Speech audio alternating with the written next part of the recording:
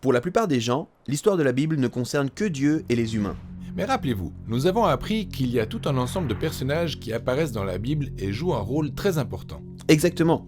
Il s'agit des êtres spirituels, des anges, des démons et de leurs semblables. Tout à fait. Et dans la Bible, ils habitent le royaume des cieux qui est parallèle à notre réalité terrestre et même qu'ils fusionnent par endroits.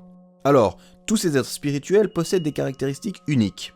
Et ce qui est fascinant, c'est que les auteurs bibliques ont eu une appellation spécifique qui regroupe tous les habitants du monde spirituel. C'est Elohim en hébreu dans l'Ancien Testament, et dans le Nouveau Testament grec, c'est Théos.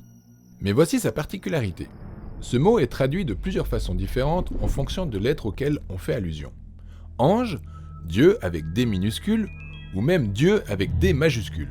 Un instant, ça veut dire que ce seul mot peut définir n'importe lequel de ces êtres ? Ouais, c'est parce qu'Elohim est le titre associé à une catégorie, et il désigne n'importe quel être spirituel appartenant au royaume des cieux. D'accord, c'est un titre, pas un nom. Comme le mot maman. Exactement. Le mot maman peut désigner plusieurs types de personnes très différentes, mais qui partagent le même rôle dans une famille. Ensuite, disons qu'un groupe de frères et sœurs discute et l'un d'eux dit « Hé, c'est l'anniversaire de maman !» Il utilise le titre comme s'il s'agissait d'un nom. Mais c'est clair qu'il ne parle pas d'une mère quelconque, mais de sa mère. En effet, c'est pareil pour les auteurs bibliques.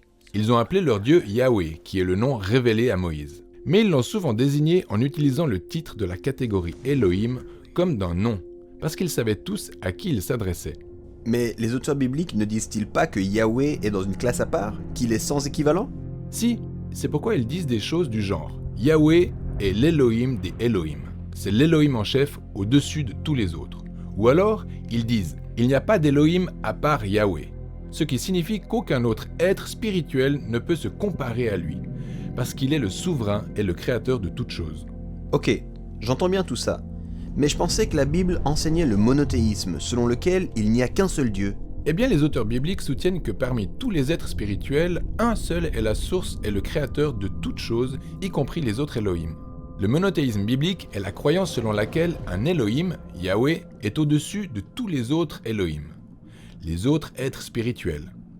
Avec tout ce qui a été dit, nous sommes fin prêts pour en savoir davantage sur ces autres Elohim et voir comment ils s'intègrent dans le récit biblique.